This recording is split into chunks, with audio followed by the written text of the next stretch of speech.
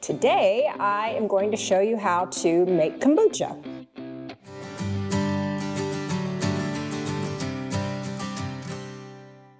Hello, and welcome back to Nonsense Farm. So a lot of times these videos start by convincing you of all the beneficial aspects of kombucha, but I assume if you're watching this video, you're already pretty convinced. But to put it in a nutshell, your gut is everything, and fermented foods are what help your gut. And kombucha is fermented sweet tea. So let's get started. As far as I'm concerned, this book is the Bible of kombucha. It's called the Big Book of Kombucha, and it's by Hannah Crum and Alex Lagori. I'll put an affiliate link to it in the description. So to go over the process, here I have my batch of kombucha that has been in my pantry undergoing primary fermentation for several weeks. I like it very, very fermented, and this is all just a matter of taste. Also, I just want to say, you do you. Like I'm showing you how I do it. There are other right ways to do it. So you just play around and do whatever it is that you want to do. This is the kombucha. It has my SCOBY in it. SCOBY is an acronym, and it stands for Symbiotic Culture of Bacteria and Yeast, SCOBY. You can get SCOBY from a friend who makes kombucha. You can order SCOBY off of Amazon. The people that wrote that book, you can order it from them. They have a website, Kombucha Camp. Oh, Facebook Marketplace. There's lots of places to get a SCOBY. This is filtered water. The water that comes straight out of your tap probably has things in it that the city uses to keep it clean, to kill bacteria and whatnot.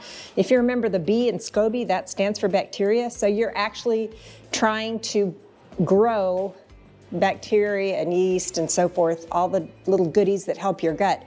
So you want to use water that doesn't have stuff in it that's going to kill the good things. So filtered water. This is sugar. Sorry, you do have to use sugar because the things that grow that help your gut, they eat the sugar. So the final beverage that you consume, it will not have all of the sugar in it. The microorganisms need the sugar. Today, I'm going to use fresh ginger to flavor the kombucha. These are glass bottles. I got these from the Container Store, and that's what I'm going to put the kombucha in. It's undergone primary fermentation. It will undergo secondary fermentation in the bottles. And then this is a half-gallon jar that I'm going to use to brew the tea. This is a tea bag. This is a one family-sized tea bag, and that's what I'm going to use. All right, let's get started. I've got filtered water boiling in the teapot, or trying to boil in the teapot. So while we're waiting on that, I'm going to go ahead and put fresh ginger in the bottom of each one of these bottles. So we can do that while we're waiting.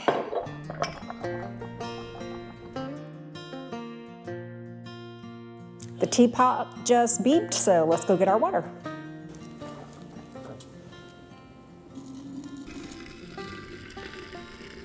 While the tea is still good and hot, we're going to add 1 cup of sugar to the hot tea, and we want to do it while it's still hot so that the sugar dissolves easily.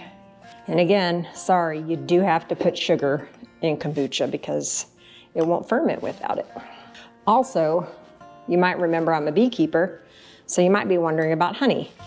Honey is antimicrobial, and so actually if you use honey as the sweetener, it will kill the microbes, which that's why you're making kombucha. While we're waiting on our tea to brew, and also cool, because you don't want to put it on your SCOBY while it's scalding hot, because you could kill it, and you don't want to do that. Let's take a look at our brewed kombucha. This is what the top of the, you see that? It has like a, I don't even want to call it a scum. That's actually more SCOBY growing. The longer you make kombucha, you'll grow more and more SCOBY, which is why you find it up for sale on Facebook Marketplace, because you keep growing. See that? That was just from this batch. You keep growing kombucha and you'll keep growing SCOBY, and you get an excess and you have to do something with it. That's why people sell it. So we have to pull out the SCOBY, and we have to pull out some of the kombucha to start the next batch. So just like sourdough starter, you always have to have some to start the next batch. Same thing with like yogurt. If you're making yogurt, which is another fermented food, you have to put some already made yogurt into the new yogurt to serve as a seed for the new batch. Well, it's the same thing with kombucha. So we need our SCOBY and we need some of the already brewed kombucha. Our clean hands. And we're gonna get out our SCOBY. Put it in a glass or a stainless steel bowl. Oh, I can see there's some more SCOBY in there. And we're gonna pour out some of the brewed kombucha to start the next batch. So now what's left in here is what we're gonna pour into our bottles. That's what's gonna be this batch that we're gonna drink.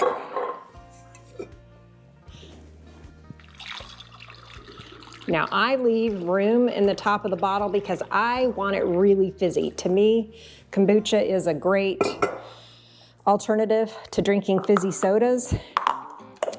And so I want it to be really fizzy.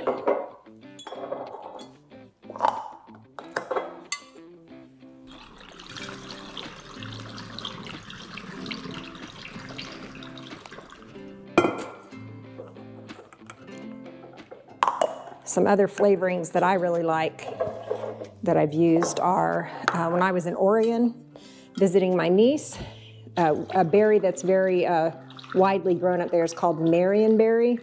And there was a farm I went to and they sell marionberry syrup. And so I bought that and used it, and that made great kombucha.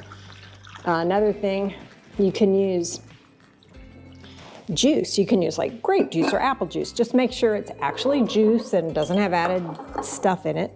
So you can use that. Also dried elderberries. I love using dried elderberries. But in the book that I told you earlier, there's a million examples of flavorings for kombucha. So take a look at that. So I can see that there's some SCOBY in there, so I'm gonna be trying to pour this and catch the SCOBY before it comes out into the bottle. Although I will tell you, there'll be a little bitty SCOBY that forms at the top of even these bottles when they're done with secondary fermentation if you leave them to ferment long enough.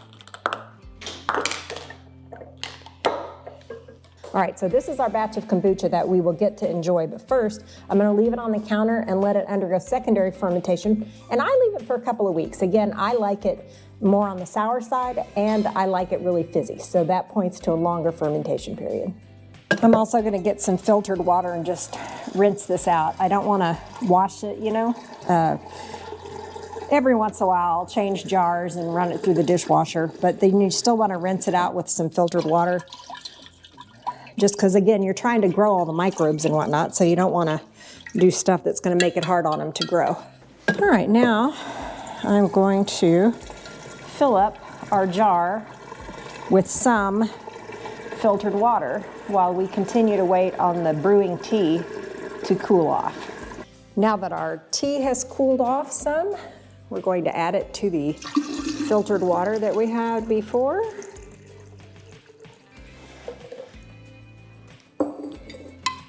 Make sure that's just warm. I kind of judge it by if I can touch it without flinching, then that's probably all right. And now we are going to add in the kombucha and the SCOBY that we had from before.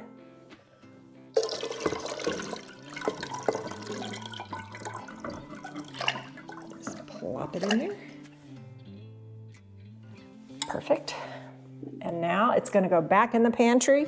I just put some muslin over it. You don't want to seal it up because it is fermenting and so it'll create pressure. So just a breathable fabric so that fruit flies don't get in it. And then this little rubber band, and it's ready to go back in the pantry for the next batch.